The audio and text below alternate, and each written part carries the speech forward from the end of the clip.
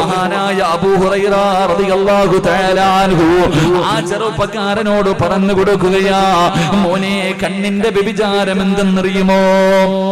കണ്ണിന്റെ വ്യഭിചാരം എന്തെന്നറിയുമോ? മഹാനായ അബൂ ഹുറൈറ റളിയല്ലാഹു തആല അൻഹു പറയുകയാ, കണ്ണിന്റെ വ്യഭിചാരം ഹറാം കാണലാ, അന്യ പെണ്ണിന്റെ ശരീരം കാണല്, അന്യ പുരുഷന്റെ ശരീരം കാണല്, അത് കണ്ണിന്റെ വ്യഭിചാരമാണെന്ന് നബി മുഹമ്മദ് മുസ്തഫ സല്ലല്ലാഹു അലൈഹി വസല്ലമ തങ്ങൾ പറയുമ്പോ, എന്റെ പ്രിയമുള്ളവരെ, ഇന്ന് കണ്ണുകൊണ്ട് കണ്ണുകൊണ്ടുള്ള വ്യഭിചാരം വല്ലാതെ വർദ്ധിക്കുന്ന കാലവാ. അതൊക്കെ ഇന്ന് നിസാരമായ പാപങ്ങളിൽ എണ്ണപ്പെടുന്നതാണല്ലോ. എന്നത് പറഞ്ഞു പാപമല്ലാത്തൊരവസ്ഥയിലേക്ക് എത്തിക്കുമ്പോ, എന്റെ പ്രിയമുള്ള ചെറുപ്പക്കാരാ, യൂട്യൂബിലൂടെ, ഫേസ്ബുക്കിലൂടെ, IMയിലൂടെ, വാട്സപ്പിലൂടെ, മൊബൈലിലൂടെ അന്യ പെണ്ണിന്റെ ശരീരം കണ്ട് ആസ്വദിക്കുന്ന യുവത്വേ, നിനക്കല്ല തരുന്ന ശിക്ഷ എന്തെന്നറിയുവോ? നിനക്കല്ലാഹു തരുന്ന ശിക്ഷ എന്തെന്നറിയുവോ?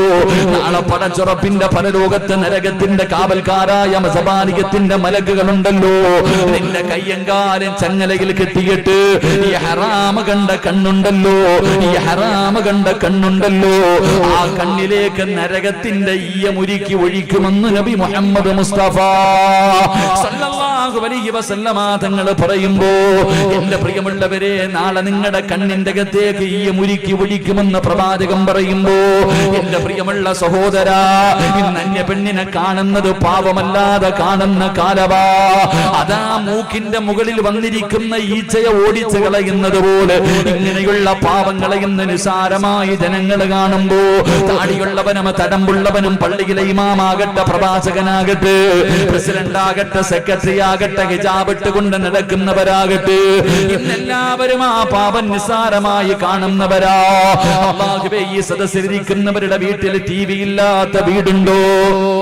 ഈ സദസ്സിലിരിക്കുന്നവർ, നിങ്ങളുടെ വീട്ടിൽ TV ഇല്ലാത്തവരുണ്ടോ? എല്ലാവരുടെ വീട്ടിലും, അധികം പേരുടെ വീട്ടിലും TV ഉണ്ട്. അതിനകത്തുകൂടെ അന്യ പെണ്ണ് അരപ്പാവാടകിട്ട് ആടുന്നത് കാണുമ്പോ അത് പാവമാണെന്ന് നിനക്കറിയില്ലേ വാപ്പാ? അത് തെറ്റാണെന്ന് നിനക്കറിയില്ലേ പെങ്ങള്? നീ ചോദിക്കും, ഉസ്താദന്മാരുടെ വീട്ടിലില്ലേ, ആലിമീങ്ങളുടെ വീട്ടിലില്ലേ, ഹജ്ജ് ചെയ്തവരുടെ വീട്ടിലില്ലേ, ഉംറ ചെയ്തവരുടെ വീട്ടിലില്ലേ? അവരുടെ വീട്ടിൽ ഉണ്ടെങ്കിൽ അത് കാണാമെന്നല്ല പൊന്നു പെങ്ങള്.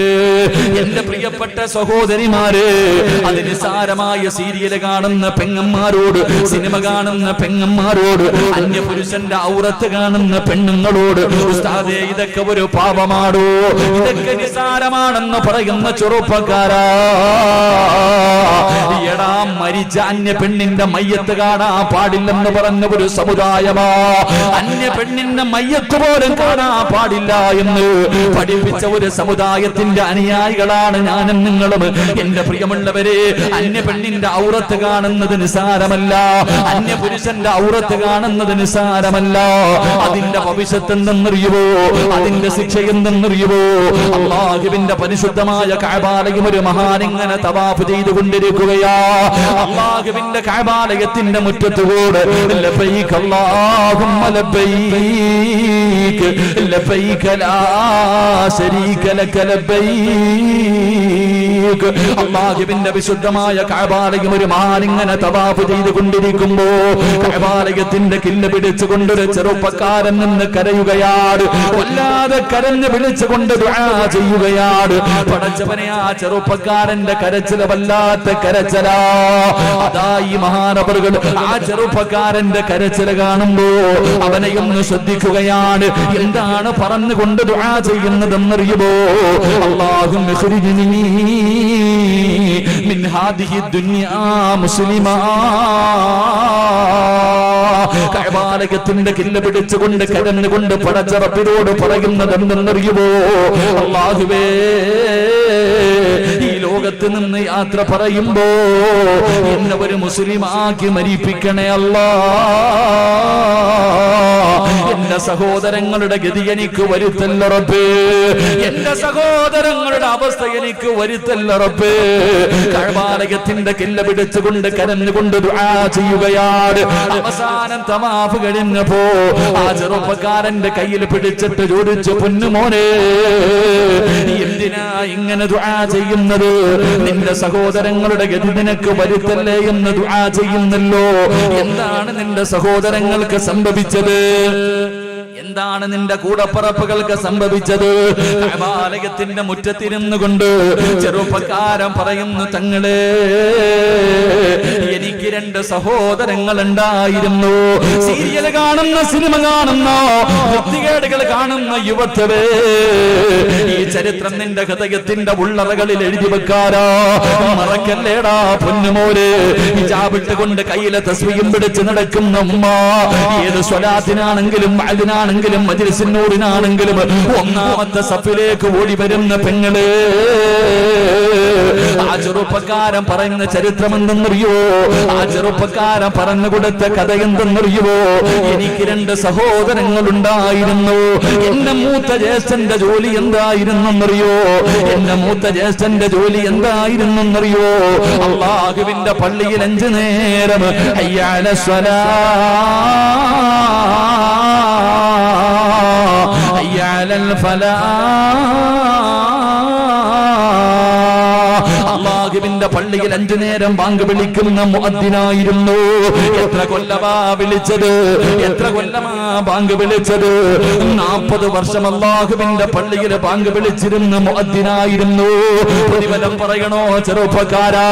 ഏതാ ബാങ്ക് വിളിക്കുന്ന മനുഷ്യൻ അല്ലാഹു കൊടുക്കുന്ന പ്രതിഫലം പറയണോ? ഈ നാട്ടിലെ ഏറ്റവും വലിയ ഭാഗ്യവാൻ ഇവിടത്തെ ഉസ്താദല്ല, ഇവിടത്തെ സംഘാടകരല്ല, ഇവിടത്തെ ഹജ്ജും ഉംറയും ചെയ്തവരല്ല. ഈ നാട്ടിലെ ഏറ്റവും കൂടുതൽ പ്രതിഫലം വാങ്ങുന്ന വ്യക്തി ആരെന്നറിയോ? നിങ്ങളിൽ പലരും ബഹുമാനിക്കാത്ത, ആദരിക്കാത്ത, മഹത്വം നൽകാത്ത നിങ്ങളുടെ പള്ളിയിലെ ബാങ്ക് വിളിക്കുന്ന മുഅദ്ദിനുണ്ടല്ലോ, ആ മനുഷ്യനാണെന്ന് നബി മുഹമ്മദ് മുസ്തഫ സല്ലല്ലാഹു അലൈഹി വസല്ലമ തങ്ങൾ പറയുകയാണ്. ഏറ്റവും കൂടുതൽ പ്രതിഫലം വാങ്ങുന്ന വ്യക്തി ആ മനുഷ്യനാണ്. ആ മനുഷ്യൻ അല്ലാഹു കൊടുക്കുന്ന പ്രതിഫലം നിങ്ങൾ ബഹുമാനിച്ചില്ലെങ്കിലും, നമ്മൾ ആദരിച്ചില്ലെങ്കിലും, നാളെ പടച്ചറപ്പിന്റെ പരലോകത്തേക്ക് കടന്നു ചെല്ലുമ്പോ അല്ലാഹു മുഅദ്ദിന്മാരെ മറക്കൂല. അല്ലാഹു മുഅദ്ദിന്മാരെ മറക്കൂല. അല്ലാഹുവിന്റെ പള്ളിയിലെ ബാങ്ക് വിളിക്കുന്ന മുഅദ്ദിന്മാരോട് നിങ്ങളെ ജനങ്ങളെ ബഹുമാനിച്ചില്ലെങ്കിലും, നിങ്ങൾക്ക് വലിയ മഹത്വം നൽകിയില്ലെങ്കിലും, അല്ലാഹുവേ നിങ്ങളെ മുക്രി എന്ന് വിളിച്ച ജനങ്ങളെ കളിയാക്കിയാലും നിങ്ങൾ ഭയപ്പെടല്ലേ, നിങ്ങളുടെ മനസ്സ് വേദനിക്കല്ലേ. നിങ്ങൾക്ക് അല്ലാഹു തരുന്ന പ്രതിഫലം എന്തെന്നറിയോ? നാളെ പടച്ചറപ്പിന്റെ പരലോകത്ത് 2 വിഭാഗത്തിന്റെ തല ഉയർന്നു നിൽക്കുമെന്ന് നബി മുഹമ്മദ് മുസ്തഫ സല്ലല്ലാഹു അലൈഹി വസല്ലമ തങ്ങൾ പറയുകയാണ്. നാളെ പരലോകത്ത് 2 വിഭാഗത്തിന്റെ തല ഉയർന്നു നിൽക്കും. ആ 2 വിഭാഗത്തിൽ ഒരു വിഭാഗം അസ്സലാത്തു ഖൈറും മിനന്നൗം, എല്ലാവരും തന്റെ വീടിന്റെ അകത്ത് കിടന്നുറങ്ങുമ്പോ തെറ്റാതെ രാവിലെ എഴുന്നേറ്റ് പള്ളിയുടെ മിനാരത്തിലൂടെ വിളിക്കുന്ന മുഅദ്ദിനുണ്ടല്ലോ, ആ മനുഷ്യൻ നാളെ പരലോകത്ത് വരുമ്പോ ആ മനുഷ്യന്റെ തല ഉയർന്നു നിൽക്കുമെന്ന് നബി മുഹമ്മദ് മുസ്തഫ സല്ലല്ലാഹു അലൈഹി വസല്ലമ തങ്ങൾ പറയുമ്പോ 6 കൊല്ലം ബാങ്ക് വിളിച്ചവന്, 12 വർഷം ബാങ്ക് വിളിച്ചവന്, ആ മനുഷ്യന് സ്വർഗ്ഗമുണ്ടെന്ന് ലോകത്തിന്റെ നേതാവ് പറയുമ്പോ 40 കൊല്ലം അല്ലാഹുവിന്റെ പള്ളിയിലെ ബാങ്ക് വിളിച്ച മനുഷ്യനാണ്. അവസാനം മരണസമയം എടുത്തു വന്നപ്പോ അനുജനെ വിളിച്ചിട്ട് പറയുന്നു, മോനെ ഖുർആനും എടുത്തുകൊണ്ട് വരുവോ, ഖുർആനും എടുത്തുകൊണ്ട് വരുവോ? ചെറുപ്പക്കാരൻ പറയുന്നു, തങ്ങളെ ഞാൻ വിചാരിച്ചു അല്ലാഹുവേ 40 കൊല്ലം ബാങ്ക് വിളിച്ച മനുഷ്യനാണല്ലോ, അല്ലാഹുവിന്റെ ഖുർആൻ ഓതിയിട്ട് മരിക്കാനായിരിക്കും, ഖുർആൻ നെഞ്ചിൽ പിടിച്ചുകൊണ്ട് മരിക്കാനായിരിക്കും. ഞാൻ പരിശുദ്ധമായ ഖുർആൻ എടുത്തുകൊണ്ട് എന്റെ കൂടപ്പുറപ്പിന്റെ കയ്യിലേക്ക് കൊടുക്കുമ്പോ അവിടെന്ന് പറഞ്ഞതെന്തെന്നറിയോ? കഫർതു ബില്ലാഹി ബിമാ ഉൻസില, എനിക്കിതിൽ വിശ്വാസമില്ല, എനിക്ക് ഈ ഖുർആനിൽ വിശ്വാസമില്ല എന്ന് പറഞ്ഞുകൊണ്ട് പരിശുദ്ധമായ ഖുർആൻ വലിച്ചു കീറിയിട്ട് വലിച്ചെറിയുകയാ. എന്നിട്ട് അവസാനം ഒരു കാഫിറായി മരിച്ചുപോയി. ചെറുപ്പക്കാരെ കരഞ്ഞുകൊണ്ട് പറയുന്ന, തങ്ങളെ എന്റെ എന്റെ സഹോദരന്റെ അവസാനം മോശമായിരുന്നു. രണ്ടാമത്തെ സഹോദരനുണ്ടല്ലോ, അതേ പള്ളിയിലാണ് ബാങ്ക് വിളിച്ചത്. ജ്യേഷ്ഠൻ വിളിച്ച അതേ പള്ളിയിലെ മുഅദ്ദിനായിരുന്നു. 10 വർഷമാണ് ജ്യേഷ്ഠനും ബാങ്ക് വിളിച്ചത്. പക്ഷേ എന്റെ രണ്ടാമത്തെ ജ്യേഷ്ഠന്റെയും ആഖിബത്ത് മോശമായിരുന്നു. കരഞ്ഞുകൊണ്ട് പറയുമ്പോ അവിടെ നിന്ന് ചോദിച്ചു, നിങ്ങളുടെ സഹോദരങ്ങളുടെ സ്വഭാവം എങ്ങനെയായിരുന്നു? ചെറുപ്പക്കാരാ, കള്ളു കുടിക്കുന്നവരായിരുന്നില്ലോ, വ്യഭിചരിക്കുന്നവരായിരുന്നില്ലോ, പലിശ തിന്നുന്നവരായിരുന്നില്ലോ, നിസ്കരിക്കാത്തവരായിരുന്നില്ലോ, ഖുർആൻ ഓതാത്തവരായിരുന്നില്ലോ, സദഖകൾ കൊടുക്കാത്തവരായിരുന്നില്ലോ, സലാത്ത് പറയാത്തവരായിരുന്നില്ലോ. അല്ലാഹുവേ, ഒരുപാട് സൽക്കർമ്മങ്ങൾ ജീവിതത്തിൽ ചെയ്യുന്നവരായിരുന്നു. പക്ഷേ രണ്ടുപേർക്കും ഒരു ദുശീലമുണ്ടായിരുന്നു. രണ്ടുപേർക്കും ഒരു ദുശീലമുണ്ടായിരുന്നു. നിങ്ങളെ നിനക്കുള്ള ദുശീലമാ, വാപ്പാ നിനക്കുള്ള ദുശീലമാ. അവർക്ക് രണ്ടുപേർക്കും ഒരു ന്യൂനതയുണ്ടായിരുന്നു. അവർക്ക് രണ്ടുപേർക്കും ഒരു ദുശീലമുണ്ടായിരുന്നു. വഹുമാ യമ്മുറാനി ഔറാദുൻ നിസാ. രണ്ടുപേർക്കും ഉണ്ടായിരുന്ന ദുശീലം എന്തെന്നറിയോ? വാപ്പ അന്യ പെണ്ണിന്റെ ഔറത്ത് കാണുന്ന ഒരു ഹോബി ഉണ്ടായിരുന്നു. നിന്നെ പോലെ നമസ്കരിച്ചിട്ട് വീടിന്റെ അകത്ത് പോയിട്ട് മഗ്രിബ് നമസ്കാരം കഴിഞ്ഞ് വീട്ടിൽ പോകുമ്പോ ഇശാ നമസ്കാരം കഴിഞ്ഞ് വീട്ടിലേക്ക് ചെന്നിട്ട് ഭാര്യയുടെ കൂടെ ഇരുന്നിട്ട് പരസ്പരം കാണുന്ന വാപ്പ. ഇംഗ്ലീഷ് പടം കാണുന്ന ചെറുപ്പക്കാരാ, എന്റെ പ്രിയപ്പെട്ട പെങ്ങള്, നമസ്കരിച്ചിട്ട് ടിവിയുടെ മുന്നിൽ വന്നിരിക്കുന്ന ഉമ്മമാരെ, നിനക്ക് ആഗ്രഹമില്ലേ? നീ നിസ്കരിക്കുന്നവളാണെങ്കിലും ഖുർആൻ ഓതുന്നവളാണെങ്കിലും സദഖ കൊടുക്കുന്നവളാണെങ്കിലും കയ്യിലെ തസ്ബീഹും പിടിച്ച് ഹിജാബും ഇട്ട് അല്ലാഹുവേ ഈ ദുനിയാവിന്റെ തൊലിക്ക് മുകളിലൂടെ നടക്കുന്നവളാണെങ്കിലും നിനക്കൊരു നല്ല മരണം കിട്ടുമെന്ന് കരുതല്ലേ പെങ്ങള്? എന്റെ പ്രിയപ്പെട്ട ഉപ്പമാരെ, മരിക്കുന്ന സമയത്ത് അല്ലാഹുവിന്റെ സ്വർഗം കാണേണ്ട കണ്ണാണെന്ന് നീ മറന്നു പോകരുത്. ഈ കണ്ണുകൊണ്ടാണ് നിനക്ക് സ്വർഗം കാണേണ്ടത്. ഈ കണ്ണുകൊണ്ടാണ് നിനക്ക് പടച്ചിറപ്പിനെ കാണേണ്ടത്. ആ ചെറുപ്പക്കാരൻ പറയുകയാ, എന്റെ രണ്ട് സഹോദരങ്ങളുടെ ആഖിബത്ത് മോശമാകാനുള്ള കാരണം അവരന്യ പെണ്ണിന്റെ ഔറത്ത് കാണുന്നവരായിരുന്നു. മഹാനായ സയ്യിദുനാ അബൂ ഹുറൈറ റളിയല്ലാഹു തആല അൻഹു പറയുകയാണ്, അവിടുന്ന് പറയുന്നു, അന്യ പെണ്ണിന്റെ ശരീരം കാണല് അത് കണ്ണിന്റെ വ്യഭിചാരമാണെന്ന് നബി മുഹമ്മദ് മുസ്തഫ. നബി മുഹമ്മദ് മുസ്തഫ. അവർക്ക് രണ്ടുപേർക്കും ഒരു ദുശീലം ഉണ്ടായിരുന്നുള്ളൂ. അവർ നിസ്കരിക്കും, ഖുർആൻ ഓതും, നല്ല കാര്യങ്ങളൊക്കെ ജീവിതത്തിൽ ചെയ്യും. എന്നിട്ട് നിങ്ങളെ പോലെ വീട്ടിൽ പോയിരുന്ന സമയം കിട്ടുമ്പോൾ സീരിയലൊന്നും കാണത്തില്ല. അവർ സിനിമയും സീരിയലൊന്നും കാണുന്നവരായിരുന്നില്ല. അന്യ പെണ്ണുങ്ങളുടെ ഔറത്ത് കാണുന്ന ഒരു സ്വഭാവം ഉണ്ടായിരുന്നു. അള്ളാഹു കാത്തിരക്ഷിക്കുമാറാകട്ടെ, അള്ളാഹു കാത്തിരക്ഷിക്കുമാറാകട്ടെ. ഈ സദസ്സിൽ ഇരിക്കണം നിങ്ങൾക്ക് എല്ലാവർക്കും അറിയാം, സിനിമയും കാണല് തെറ്റാണ്. അറിയാത്ത ആരെങ്കിലും ഉണ്ട്? ഈ സദസ്സിൽ ഇരിക്കണ ബുദ്ധിയും വിവരമുള്ള ഈമാനുള്ള ഏതൊരു വ്യക്തിക്കും അറിയാം ഇത് ഹറാമാ, പാപമാണ് എന്ന് പറഞ്ഞിട്ട് നിങ്ങൾ ആരെങ്കിലും അത് മാറ്റാറുണ്ടോ? എല്ലാവർക്കും അറിയാം അത് പാപമാണ്, എന്നിട്ടും ചെയ്യാം. എന്താ അതിനർത്ഥം എന്നറിയോ? അതിന്റെ അർത്ഥം എന്താ? പിന്നെ അള്ള കണ്ട എനിക്ക് ഇവിടെ എന്താ ഇല്ലേ തന്നെ. എല്ലാവർക്കും അറിയാം, നമസ്കരിക്കാൻ പള്ളി വരും, അസറിന് വന്നാൽ ഇശാ കഴിഞ്ഞിട്ടേ പോകത്തുള്ളൂ. ഇശാ കഴിഞ്ഞ് പോകും. അതോ പള്ളിയിലെ ഖത്തീബിന്റെ ഫാത്തിഹായ്ക്ക് എവിടെ തെറ്റുണ്ടെന്ന് നോക്കുന്ന ഉപ്പാപ്പായ, ഉസ്താദിന് എവിടെ തെറ്റുണ്ടെന്ന് നോക്കണം. നാട്ടുകാരുടെ മുഴുവനും കാര്യം നോക്കും, ലോകം മുഴുവനും നന്നാക്കാൻ നടക്കും. എന്നിട്ട് വീട്ടിൽ കയറി ചെല്ലുമ്പോ പെണ്ണുമ്പുള്ള കാലിന്റെ മുകളിൽ കാലും വെച്ചിട്ട് അവള് പെറ്റി കിടക്കുക ടിവിയുടെ ഫ്രണ്ടി. എടി ഇത് തെറ്റാണെന്ന് പറയാനുള്ള ഒരു മനസ്സ് നിങ്ങൾക്ക് ആർക്കെങ്കിലും ഉണ്ടോ? ഉസ്താദിന്റെ അടുക്ക വന്നിട്ട് പറയും, ഉസ്താദെ സമാധാനം ഇല്ല, ഉസ്താദെ സന്തോഷമില്ല, എത്ര കിട്ടിയിട്ട് എന്താ കഴിയുന്നില്ല, അടിയും വഴക്കും ബഹളവാ, എന്തോ വീട്ടിലെന്തോ കുഴപ്പമുണ്ട്, കന്നിമൂലയ്ക്ക് ഒരു കുഴപ്പമില്ല. നിന്റെ വീടിന്റെ മൂലയിരിക്കുന്ന ആ TV നീ എന്നിട്ട് എറിഞ്ഞു പൊട്ടിക്കുന്നു, അന്നേ നിങ്ങളുടെ വീട്ടിൽ ബറക്കത്തിറങ്ങത്തുള്ളൂ. അള്ളാഹു കാത്തിരക്ഷിക്കുമാറാകട്ടെ. നിങ്ങൾക്ക് ഇഷ്ടപ്പെടില്ല, ഞാൻ പറയുമ്പോൾ നിങ്ങൾക്ക് ഇഷ്ടപ്പെടില്ല. അള്ളാഹു നമുക്ക് ഈമാൻ നൽകുമാറാകട്ടെ. നിങ്ങൾ ഏത് പണ്ഡിതന്റെ അടുക്ക വേണമെങ്കിലും, ഈ ലോകത്തുള്ള ഏത് ആരൊക്കെ വേണമെങ്കിലും പോയിട്ട് ഇതൊന്ന് അനുവദനയാക്കാൻ പറ്റുമോ? നിങ്ങൾ ഈ ലോകത്തുള്ള ഏതെങ്കിലും ഒരു ഉസ്താദിന്റെ അടുക്ക പോയിട്ട് ഇതൊന്ന് ജാഹിസക്കിലാക്കി തരാൻ പറ്റുമോ? പറ്റൂല. ഇനി അങ്ങനെ ഏതെങ്കിലും ഉസ്താദ് ഫത്വ തന്നാ ഞാൻ അതിനെക്കുറിച്ച് പറയുന്നില്ല. അള്ളാഹു ഈമാൻ നൽകി അനുഗ്രഹിക്കുമാറാകട്ടെ. അപ്പൊ പറഞ്ഞു വന്നത്, കണ്ണുകൊണ്ട് നിങ്ങൾ പഠിപ്പിച്ചേക്ക്, അന്യ പെണ്ണിന്റെ മയ്യത്ത് കാണാൻ പാടില്ല എന്ന് പഠിപ്പിച്ച ഒരു സമുദായത്തിന്റെ മയ്യത്ത് പോലും കാണാൻ പാടില്ല. അന്യ പുരുഷന്റെ മയ്യത്ത് പെണ്ണുങ്ങൾ കാണാൻ പാടില്ല, അന്യ പെണ്ണിന്റെ ജനാസ ആണുങ്ങൾ കാണാൻ പാടില്ല എന്ന് പറഞ്ഞ ഒരു സമുദായത്തിന്റെ അനുയായികളാ ഇരുന്ന് കാണുന്നത്. കണ്ടോ, നാളെ നിന്റെ കണ്ണിന്റെ അകത്ത് അല്ലാഹു ഈയമുരുക്കി ഒഴിക്കുമെന്ന് നബി മുഹമ്മദ് മുസ്തഫ സ്വല്ലല്ലാഹു അലൈഹി വസല്ലമ തങ്ങൾ പറയുമ്പോൾ, എന്റെ പ്രിയമുള്ള ചെറുപ്പക്കാരാ, ചെവിയുടെ വ്യഭിചാരം മോശമായ കാര്യങ്ങൾ കേൾക്കലാ. മോശമായ കാര്യങ്ങൾ കേൾക്കല് നിന്റെ ചെവിയുടെ വ്യഭിചാരമാണ്. നിന്റെ നാവിന്റെ വ്യഭിചാരം സെക്സ് പറയലാണ്, വൃത്തികേടുകൾ പറയലാണ്.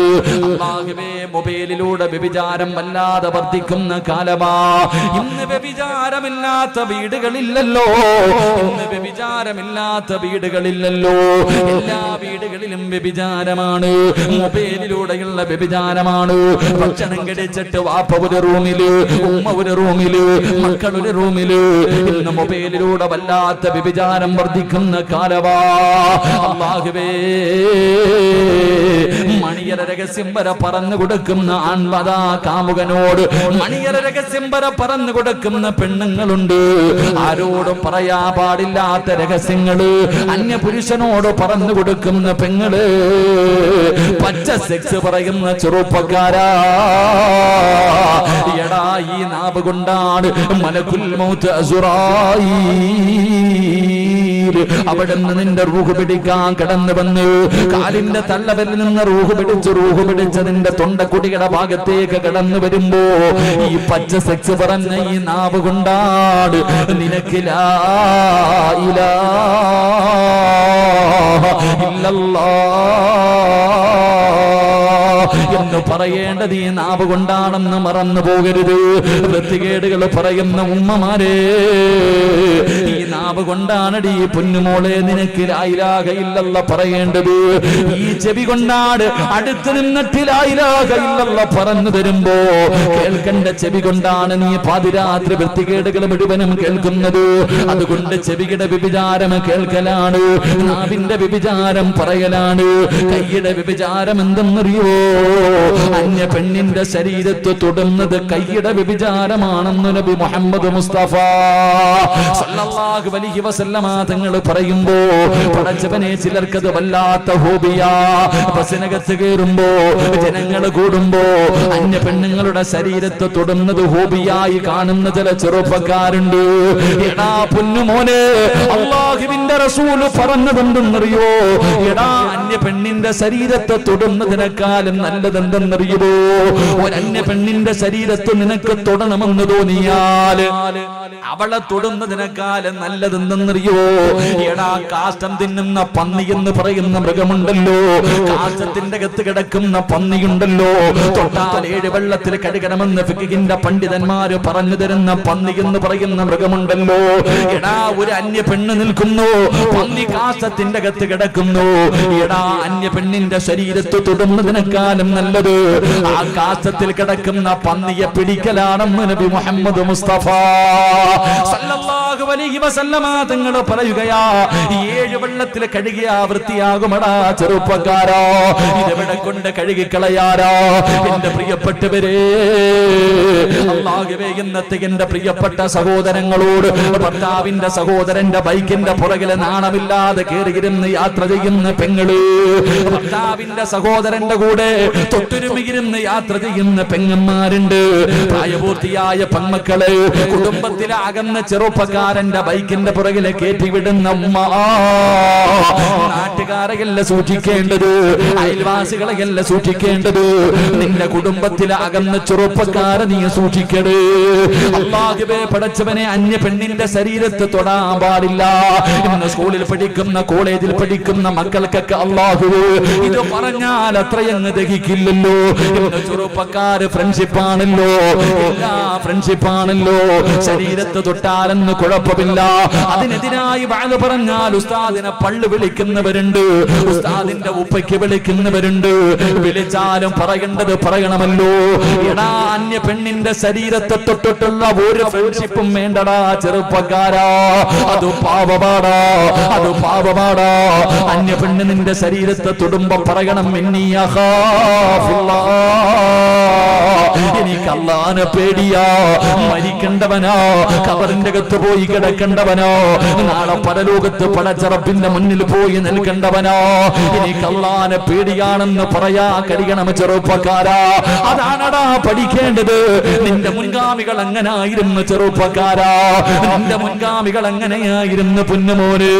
മഹാനായ സയ്യിദുനാ ഉമർ ഇബ്നുൽ ഖത്താബ് റളിയല്ലാഹു തആല അൻഹു രാജ്യം ഭരിക്കുമ്പോ നിന്നെ പോലെ യുവത്വത്തിന്റെ നടുവിലൂടെ നടന്നു പോയ ഒരു ചെറുപ്പക്കാരനുണ്ടായിരുന്നു. ഉമർ തങ്ങൾക്ക് വല്ലാത്ത ഇഷ്ടമായിരുന്നു. കാരണം പള്ളിയിൽ ഒന്നാമത്തെ സഫിൽ 5 വഖത്ത് നമസ്കാരത്തിലും പള്ളിയിൽ വരുന്ന ചെറുപ്പക്കാരനാ. ഉമർ തങ്ങൾക്ക് വല്ലാത്ത ഇഷ്ടമായിരുന്നു. അല്ലാഹുവേ, ഒരു ദിവസം ഇശാ നമസ്കാരം കഴിഞ്ഞിട്ട് ഒറ്റയ്ക്ക് തന്റെ വീട്ടിലേക്ക് നടന്നു പോകുമ്പോ ഒരു സുന്ദരിയായ പെണ്ണ് കടന്നു വരികയാ.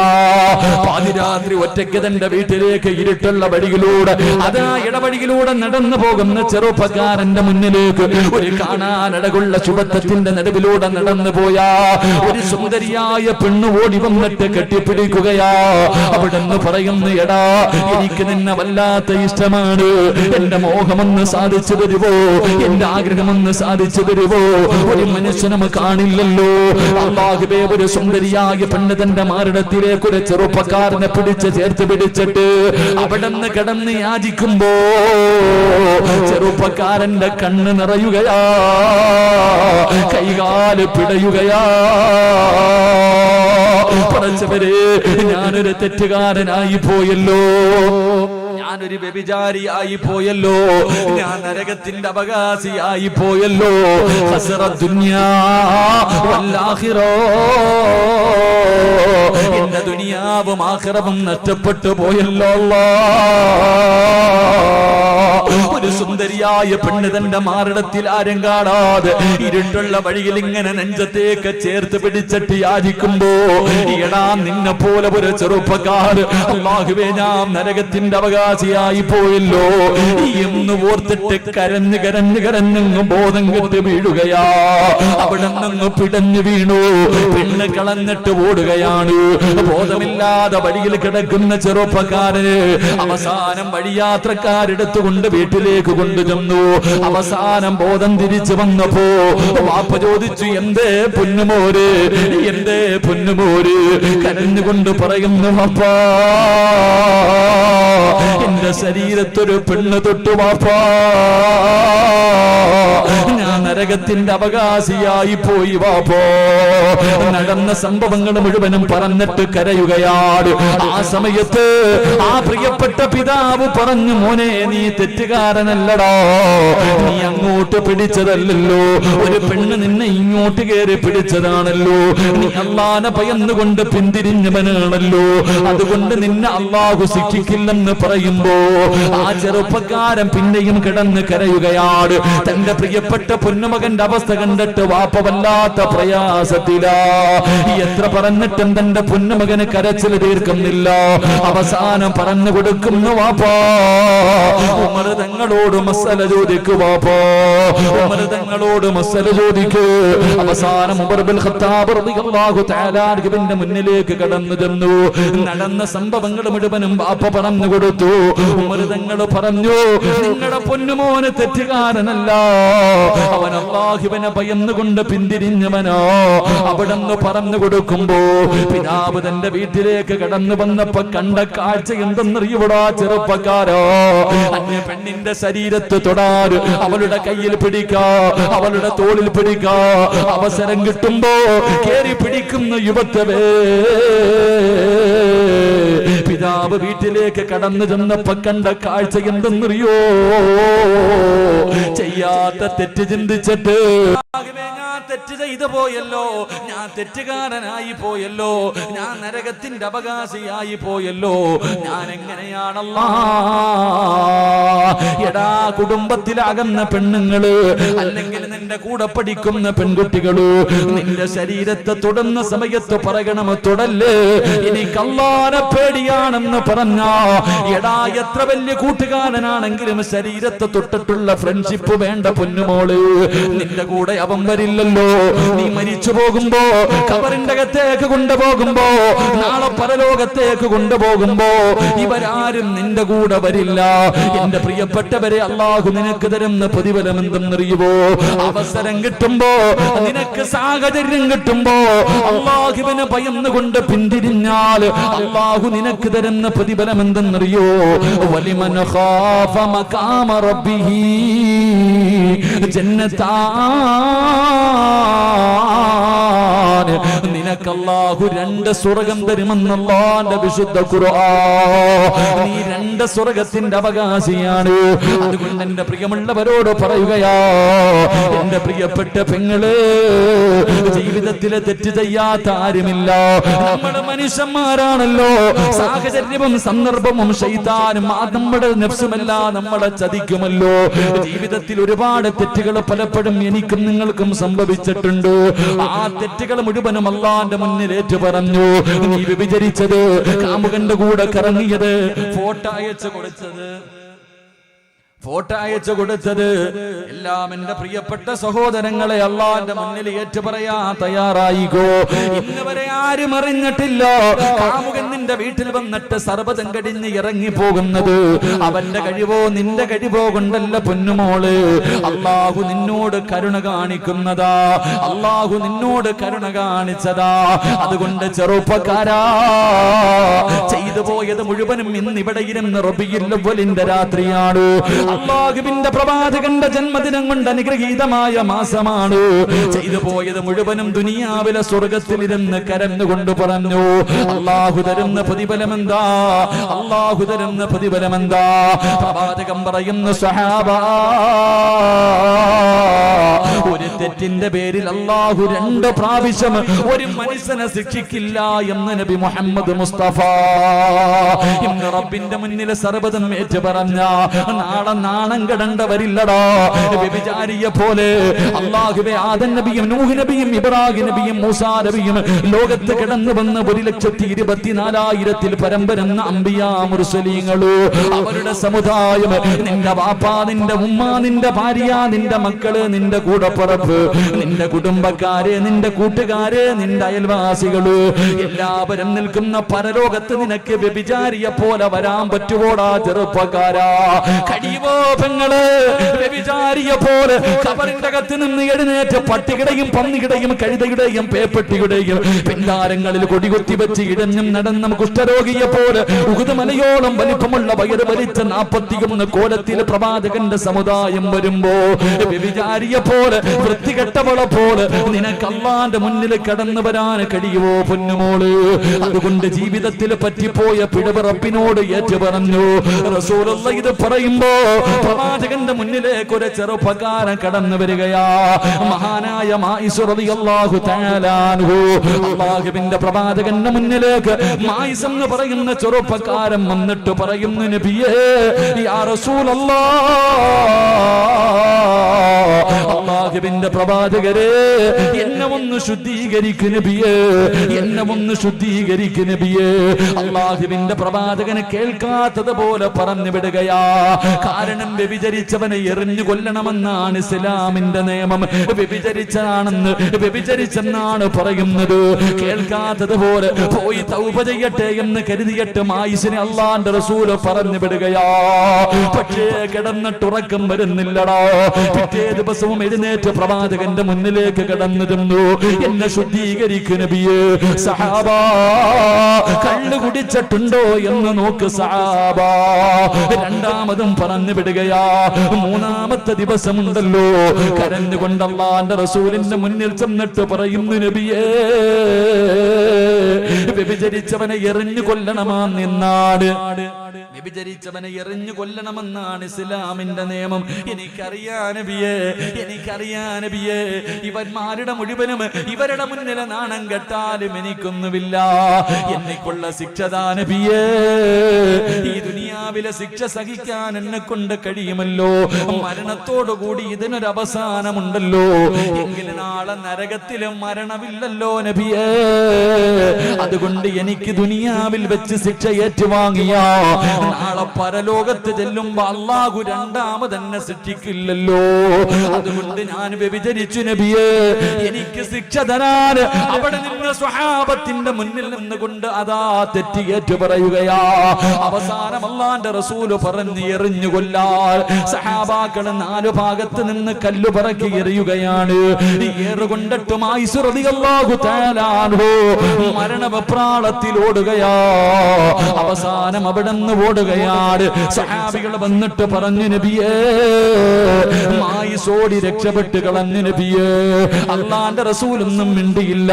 കുറെ കഴിയുമ്പോ കരഞ്ഞു വിളിച്ചുകൊണ്ട് ശരീരം മുഴുവനും രക്തമൊലിപ്പിച്ചുകൊണ്ട് ആയിഷ റളിയല്ലാഹു തആല അൻഹു ഇലാ ഹദ്റത്തി റസൂലില്ലാഹ്, അല്ലാഹുവിന്റെ റസൂലിന്റെ മുന്നിലേക്ക് കടന്നു വന്നിട്ട് കരഞ്ഞുകൊണ്ട് പറയുന്നു, യാ റസൂലല്ലാഹ്, അറിഞ്ഞുകൊണ്ട് ഓടിയതല്ല, അറിയാതെ ഓടിപ്പോയതാ നബിയേ. ഒരു കുടിയെടുത്തിട്ട് എന്നെ അതിനകത്ത് ഇറക്കി നിർത്തിയിട്ട് എറിഞ്ഞു കൊല്ലാ പറ നബിയേ. ഓടണമെന്ന് കരുതിയാൽ കഴിയില്ലല്ലോ. അവസാനം ആയിഷ റളിയല്ലാഹു തആല അൻഹുവിനെ സഹാബത്ത് എറിഞ്ഞു കൊല്ലുകയാണ്. പിന്നീട് ഒരിക്കലാ സ്വഹാബിയുടെ ഖബറിന്റെ ചാരത്തുകൂടെ അല്ലാഹുവിന്റെ പ്രവാചകനും സ്വഹാബാക്കളും നടന്നു പോകുമ്പോ ഒരു സ്വഹാബി പറഞ്ഞു, ദുനിയാവും ആഖിറവും നഷ്ടപ്പെടുത്തിയ ആയിഷിന്റെ ഖബറാ. കേൾക്കേണ്ട താമസം അല്ലാഹുവിന്റെ പ്രവാചകൻ അവിടെന്ന് പറഞ്ഞു, സ്വഹാബാ, നിങ്ങൾക്കറിയാത്തത് പറയല്ലേ, ആയിഷ സ്വർഗത്തിലാണ് സഹാബാ. അതുകൊണ്ട് എന്റെ പ്രിയമുള്ളവരോട് പറയാനുള്ളത്, ജീവിതത്തിൽ ചെയ്തു പോയ പാപങ്ങൾ അല്ലാഹുവിന്റെ മുന്നിൽ ഏറ്റുപറഞ്ഞ് തൗബ ചെയ്ത് മടങ്ങിക്കോ.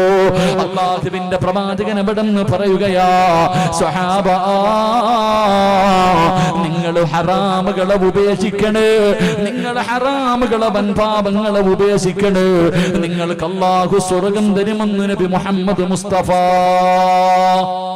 നബി മുഹമ്മദ് മുസ്തഫ, നബി മുഹമ്മദ് മുസ്തഫ. 3 സ്വലാത്ത് സല്ലല്ലാഹു.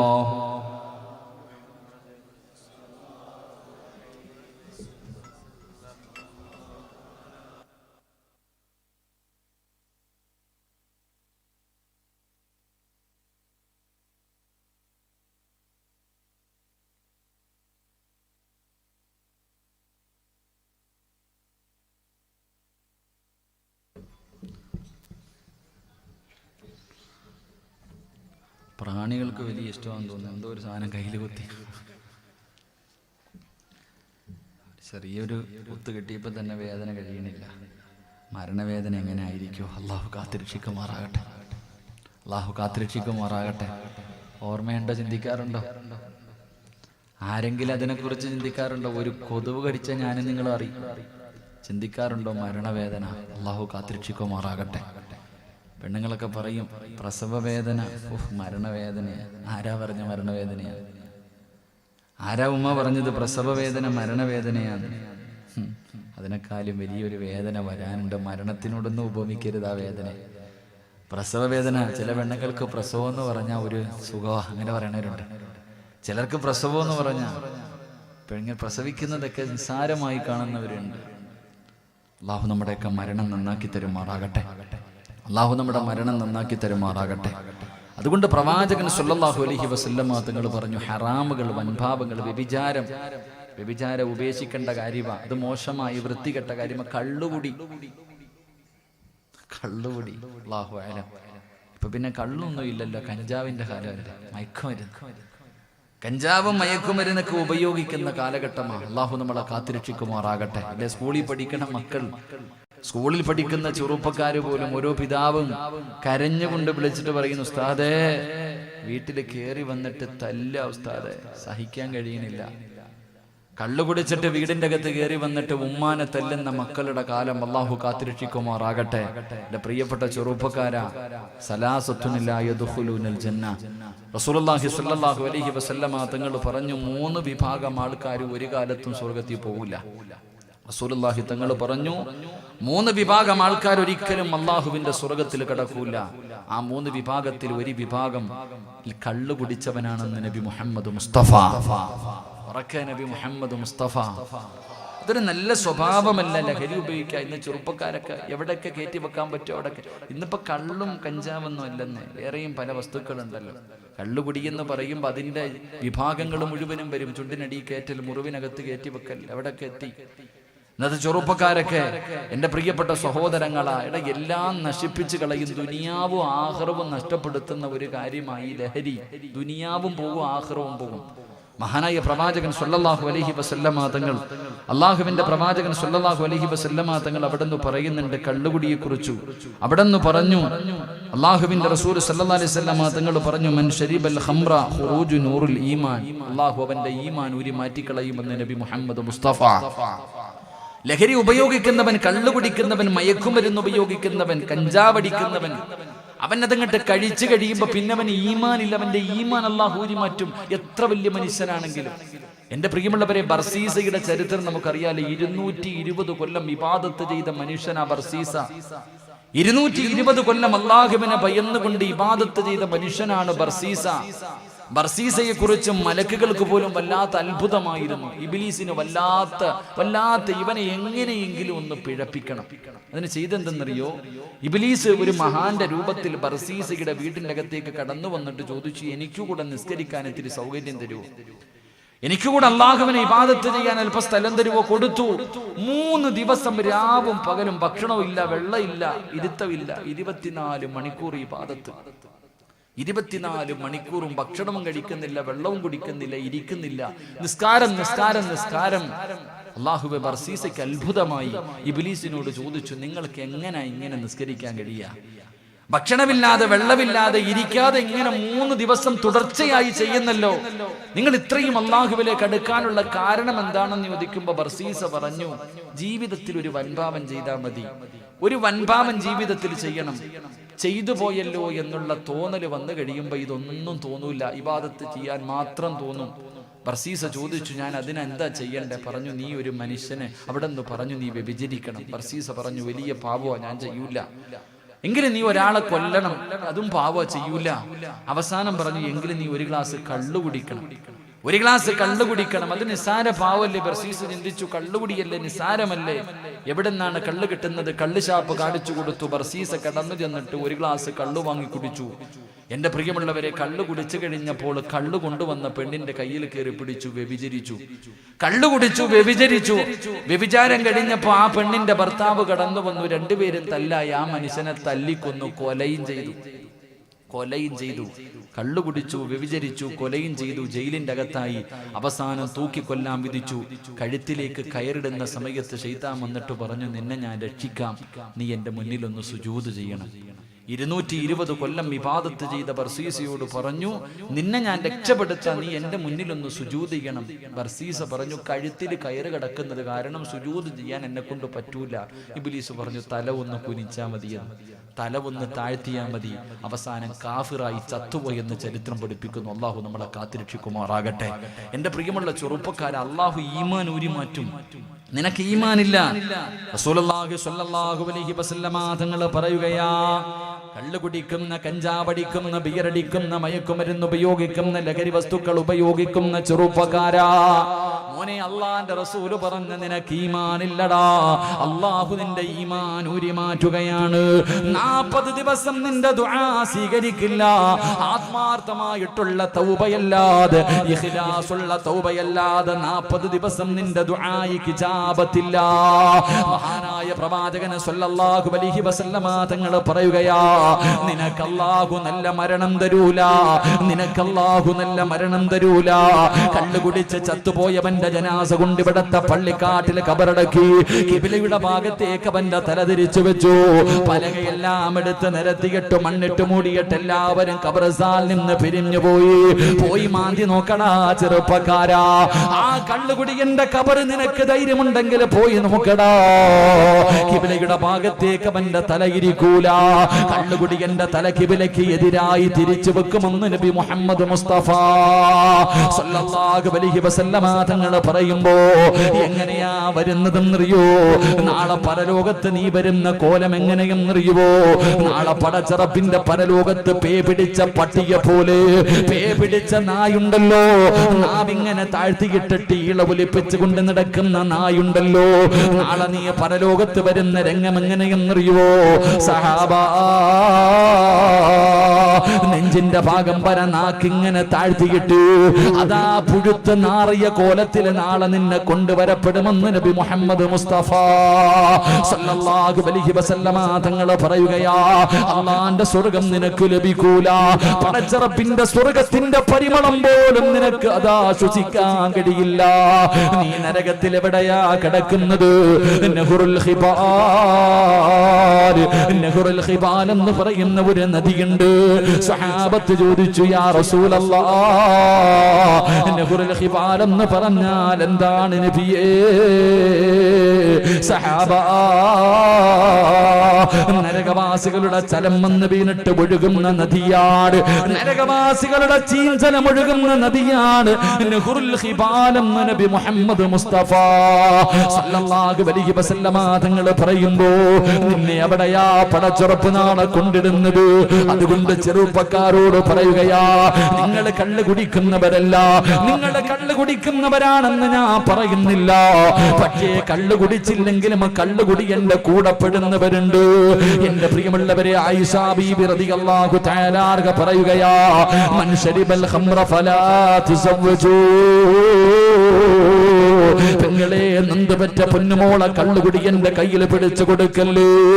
18 കൊല്ലം താഴെ വെച്ചാൽ ഉറുമ്പരിക്കും, തലയിൽ വെച്ചാ പേനരിക്കുമെന്ന് പറഞ്ഞിട്ട് സ്നേഹത്തോടെ കൊണ്ട് നടന്ന നിന്റെ പൊന്നാര മക്കള് കള്ളുകുടി എന്റെ കയ്യിൽ പിടിച്ചു കൊടുക്കല്ലേ. പറഞ്ഞത് സിറാജല്ല, പറഞ്ഞത് സിറാജല്ല, മഹദിയായ ആയിഷ ബീബി റളിയല്ലാഹു തആല അൻഹ പറയുകയാ, അവിടെന്ന് പറയുകയാ, ഇന്ന് കള്ളു കുടിക്കുന്നവനെ കെട്ടിച്ചു കൊടുക്കൂ. ഇന്നതൊക്കെ ഒരു ഫാഷനാണല്ലോ. ചോദിക്കുമ്പോ പറയാൻ സന്തോഷമുണ്ടാകുമ്പോ, കൂട്ടുകാര് നിർബന്ധിക്കുമ്പോ ഒരു ഗ്ലാസ് കുടിക്കാറുണ്ട്. മോനെ, റസൂലുള്ളാഹിയാ പറഞ്ഞത്, മൻ ശരിബൽ ഖംറ ഫലാ തുസവ്വജൂ. കള്ളു കുടിയന് നിന്റെ പൊന്നാര മക്കളെ കെട്ടിച്ചു കൊടുക്കല്ലേ. വഇൻ മരിലാ ഫലാ തഊദൂ. ചാകാൻ കിടന്നാ പോയി നോക്കല്ലേ. റസൂലുള്ളാഹി പറയുകയാണ്, കള്ള് കുടിച്ചവൻ ചാകാൻ കിടക്കുമ്പോ, രോഗിയായി കിടക്കുമ്പോ, ആ കിടപ്പിലും അവനെ തൗബ ചെയ്യാ തയ്യാറല്ല. നിങ്ങൾ അവനെ പോയി കാണല്ലേ. ആരാ പറഞ്ഞതെന്നറിയുമോ?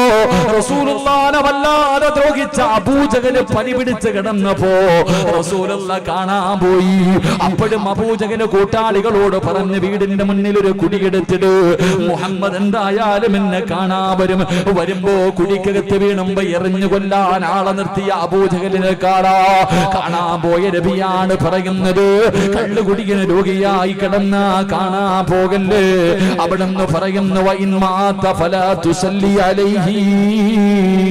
കള്ളു കുടിക്കുന്നവന്റെ മയ്യത്ത് നമസ്കരിക്കല്ലേ, കള്ളു കുടിക്കുന്നവന്റെ മയ്യത്ത് നമസ്കരിക്കല്ലേ. അവന്റെ ജനാസയുടെ പുറകെ നടക്കല്ലേ, അവന്റെ ജനാസയുടെ പുറകെ നടക്കല്ലേ. അവനെ കൊണ്ടുവന്ന് നല്ലവരെ കബറടക്കുന്ന സ്ഥലത്ത് കബറടക്കല്ലേ.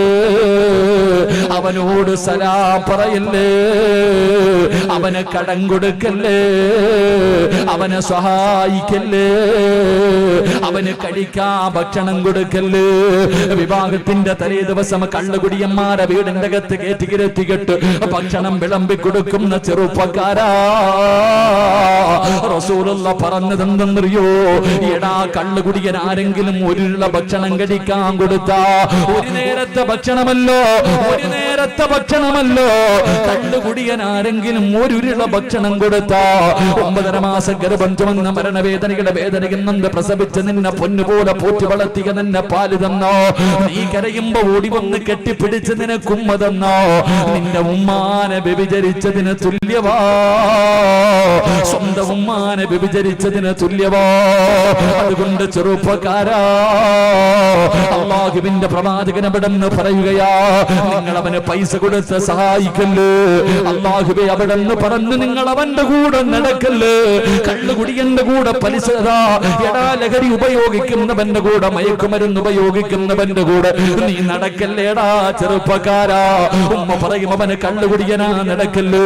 നാട്ടുകാര് പറയും അവന് കഞ്ചാവടിക്കുന്നവനാ, നടക്കല്ലേ.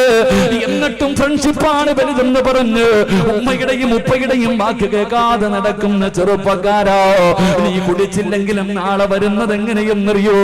പടച്ചുറപ്പിന്റെ പരലോകത്ത് നീ കടന്നു വരുമ്പോ അല്ലാഹുവേ അന്ധനെ പോലെ നിന്നെ അല്ലാഹു കൊണ്ടുവരുമെന്ന് നബി മുഹമ്മദ് മുസ്തഫ.